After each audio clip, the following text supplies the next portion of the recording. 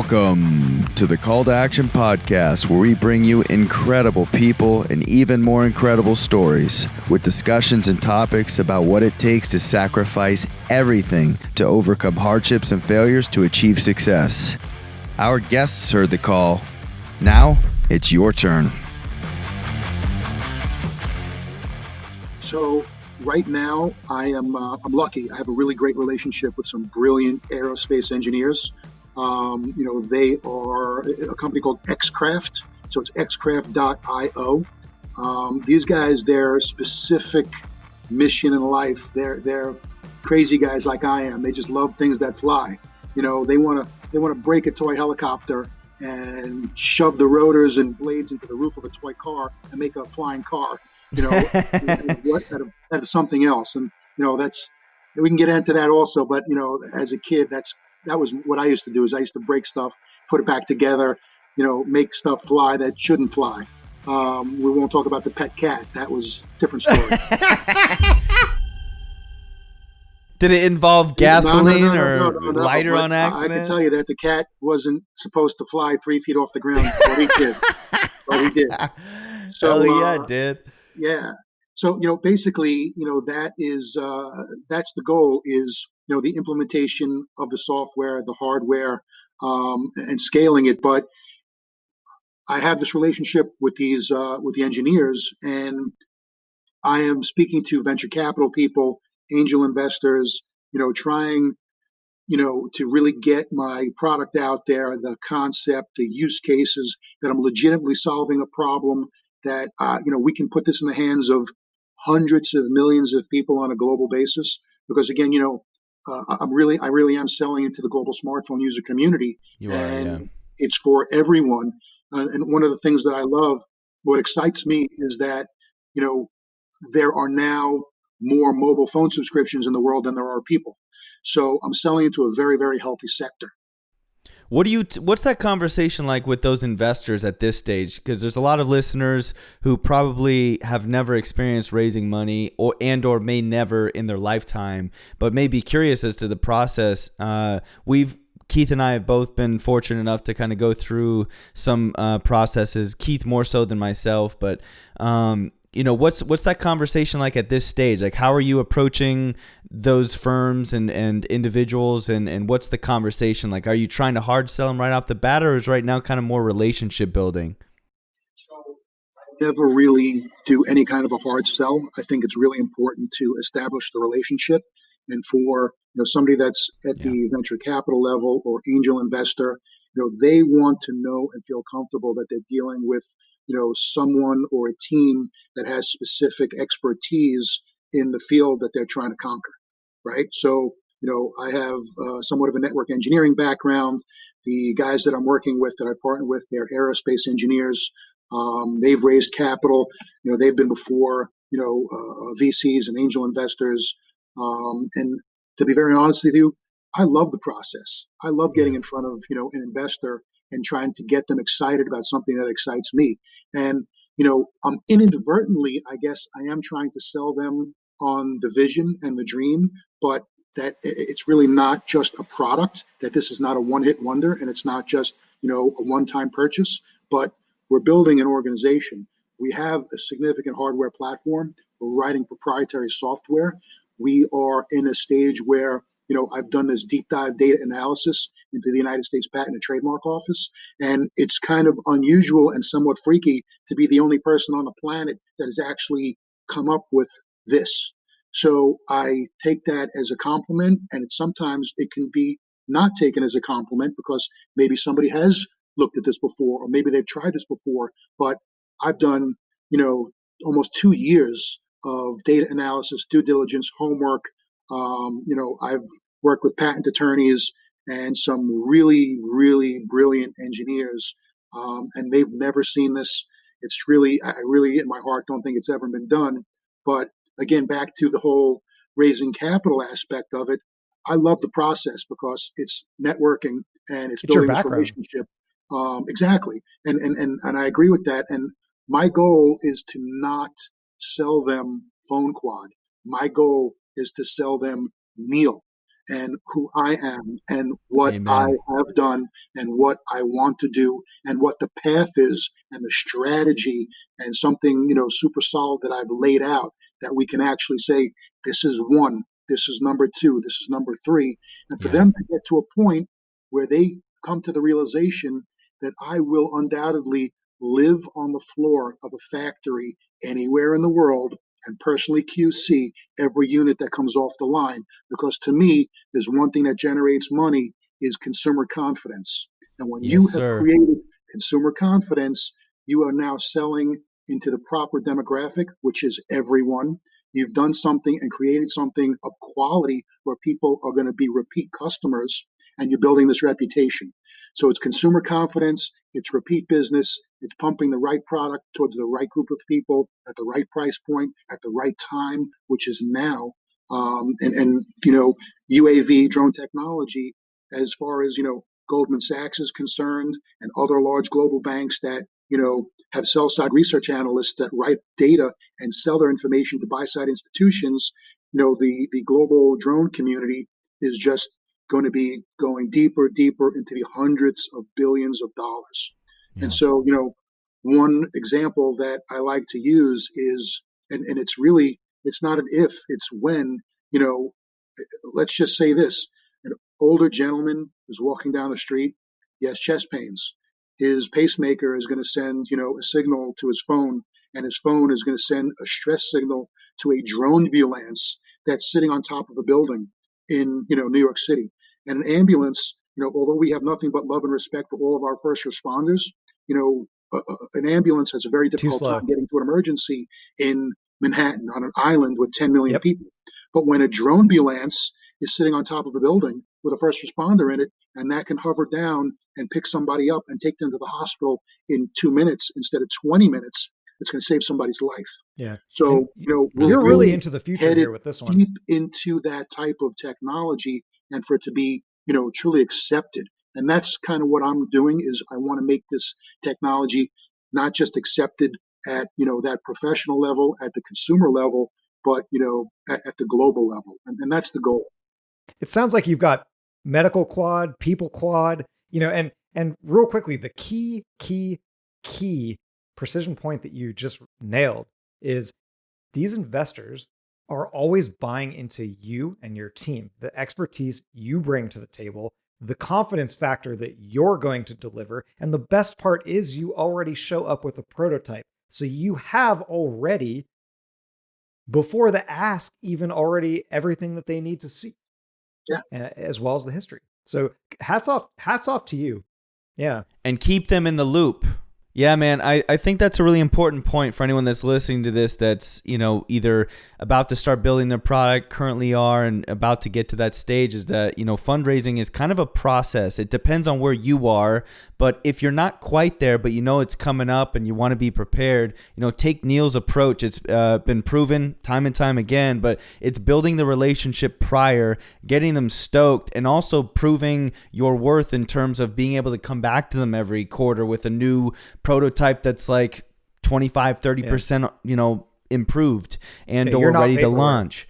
And then by the time you're ready to ask, it's almost like a no-brainer for them, right? You've proven everything to them. The product's there. They know the market because you've been showing them the growth over months and months of time. And now it's almost just like a normal meeting. And of course they're going to invest. You're the person for the job. One of the main aspects that I am, just so focused on is when you have a conversation, when you are fortunate enough to have a conversation with somebody in venture capital or angel investing, especially somebody that knows something about your specific sector and believes in it. If you walk in there with the attitude that you're just looking for funding, that's a problem. That's a major red flag. And you're speaking to people that are incredibly intelligent. It's not their first rodeo. And I walk in there and I'm really not looking for their money. I'm looking for their confidence. I want their vote of confidence. I want them to share my vision. And if they share my vision, then they're going to want to be my partner. And to Yep. me, the goal is how do we benefit as a team? I am not just looking for somebody to write a check. I think the strategic side of the relationship is incredibly important. manufacturing, logistics, marketing, distribution, packaging, getting it to stores, getting it online.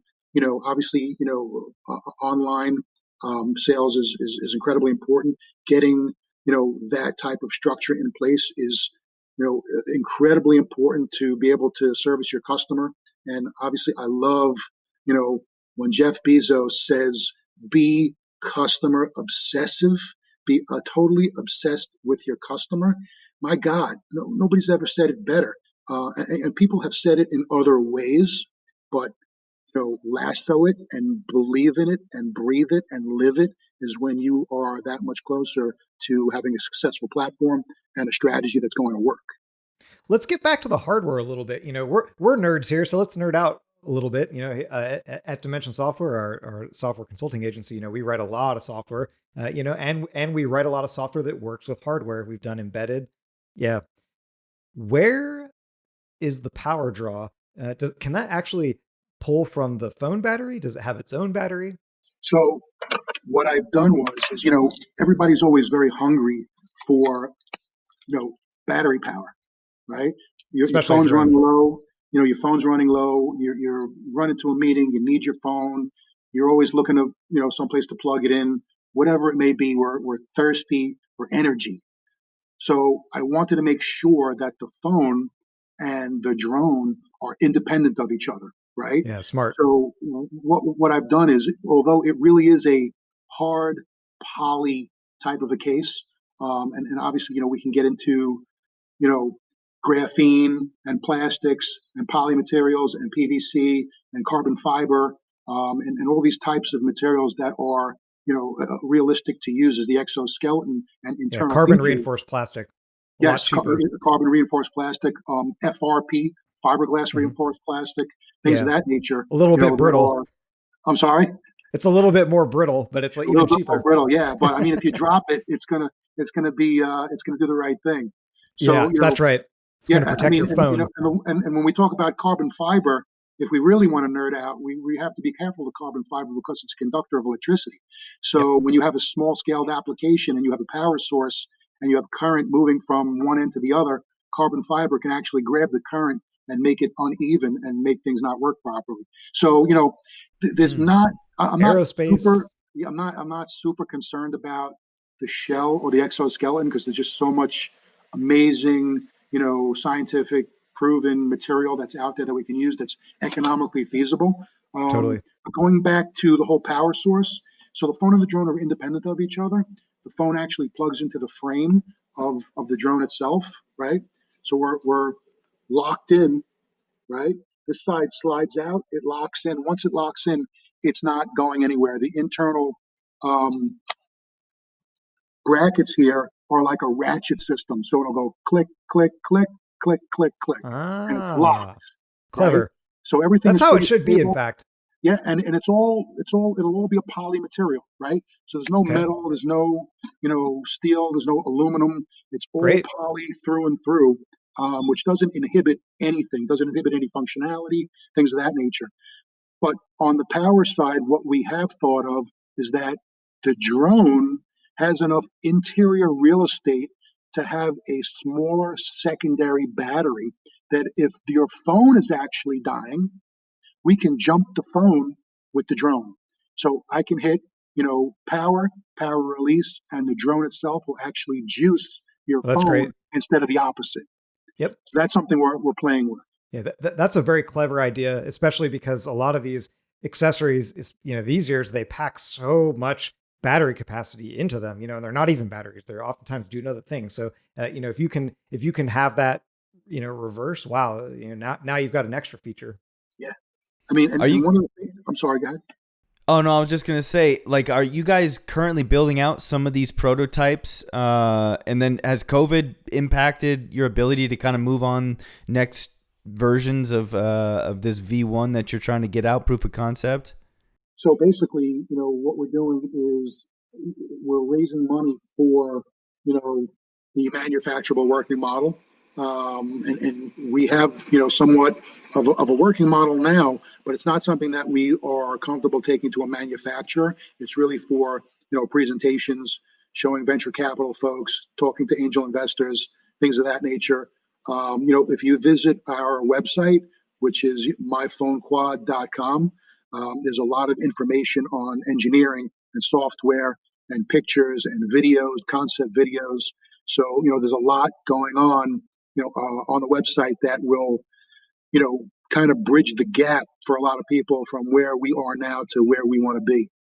Yeah, Neil, let me jump into the patents real quick as we kind of get towards the end later stages here, and then we can kind of find out, what the next steps are and what you see in the near future and what, listeners can look out for and whatnot. But, during the patent, like first, what's that like trying to get that many patents? And then secondly, are you a little scared or worried? Like what, because the process in and of itself of patenting a product, I mean, you're essentially putting out a blueprint of exactly what you're going to do. I mean, are you a little worried that someone, these I won't put a country name on it, but I think we all know what country is probably going to knock them off and cheapen them out and try and steal your idea. Are you worried about that at all either, or how's that process? I'll be honest with you.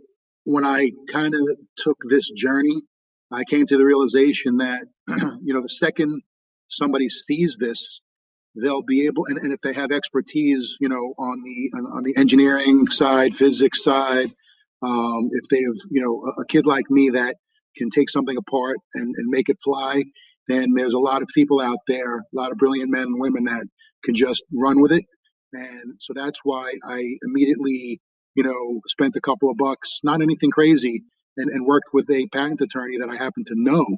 Good. And he helped me, make a really in-depth protected list of design and utility patents that I've applied for. So right now I'm in the provisional patent stages of design and utility, which protects, this design that you guys saw, multiple other designs, as well as internal functioning designs that, is my Coca-Cola recipe, my secret sauce, that just won't ever get out there. That'll just stay in the archives for as long as possible.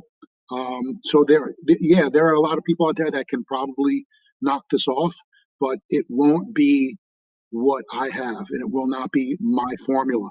And it Very won't be noble of my you. engineering, my physics. It won't be my team, and it won't be me. So, obviously, next Tuesday at 3 o'clock, it could be on Alibaba. Hopefully, it won't be. But when you are in the frame of mind that I am, which is focused and intrepid, and fearless, then Mm-hmm. I'm Mm-hmm. just going to keep rocking. And if somebody knocks on my door, then I'll deal with it legally, and that's how I And roll. furthermore, your price point is right on. I think that price point is going to speak volumes to the sales you'll be able to push, because the truth is people spend more than $100 on a selfie stick that does nothing. Yeah, And you're coming absolutely. in just a bit above that. Also, there's not a whole lot of wiggle room there. I mean, you're providing so much hardware, so much software once the apps are finished at that price point, that the truth is, even if someone's going to come in from a much cheaper, country somewhere else where they have, just whatever labor they don't even pay for, probably, it's going to be really difficult for them to accomplish all the things that you've done Yeah. and Yeah, lower the price, yeah. because you're not selling this. To me, it doesn't seem like there's an awful lot of, your price is right. Your price is perfect. I mean, and what we say is, in the manufacturing side of things, and in any kind of sales situation, volume cures all. Right? Yeah. So as we scale this up and we roll it out initially on a regional basis, and we gain that, what I love to talk about, consumer confidence, and then we Hmm. have confidence that it's going to do well in other regions, and we roll it out globally, the volume is going to be at a point where it's going to cure that margin issue. And there's hopefully, and should be plenty of margin to go around for our investors and venture capital folks and things of that nature. And I have this super crazy vision of really building a large scale electronics company where, we have Gen 1 PhoneQuad and Gen 2, Gen 3, and, we scale this into other products with a similar function. And I would love to see an initial public offering at some point. I would love to take LeshTronix public, and really have the public benefit from their support, and grow the organization that way. So although I Wow. love the concept of grassroots, because I epitomize grassroots and organic growth. Once you get beyond that and you have a strong foothold in your, into your customer base, I would love to see the next level of true exponential growth through some type of, public offering. Right. That's such a beautiful story, man. We are thoroughly enjoying this.